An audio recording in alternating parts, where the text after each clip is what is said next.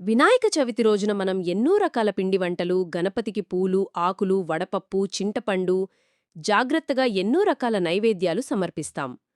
కానీ దోసకాయకు ఉన్న ప్రత్యేకతే వేరు. అదేమిటంటే దీనిలో ఒక తాత్విక అర్థముంది. దోసకాయను కోస్తే లోపల ఎన్నో గింజలు ఉంటాయి. ఆ గింజలన్నీ మన మనసులోని కోరికలు, వికారాలు, అలజడులు అని భావిస్తారు. గణపతికి దోసకాయను అర్పించడమంటే, ఓ వినాయకా, నా లోపల ఉన్న వికారాలు, కోరికలు, అహంకారాలు అన్నీ నీకే సమర్పిస్తున్నాను, నన్ను పవిత్రంగా మార్చు అని కోరుకోవడం. దోసకాయను తరిగి లోపలి గింజలు తీసి, కడిగి, శుభ్రంగా చేసి తింటారు. దీనికి అర్థం మనిషి కూడా తన అంతరంగంలోని చెడును తొలగించుకుని పవిత్రుడిగా మారాలి అనే సందేశం. అంటే వినాయకునికి దోసకాయ సమర్పించడమనేది ఒక వైజ్ఞానిక, తాత్విక సంకేతం. మనలోని మలినాలను తొలగించి శుద్ధమైన జీవితం గడపాలని సూచిస్తుంది.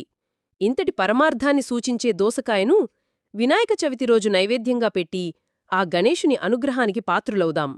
జై బోలో గణేష్ మహారాజ్కి.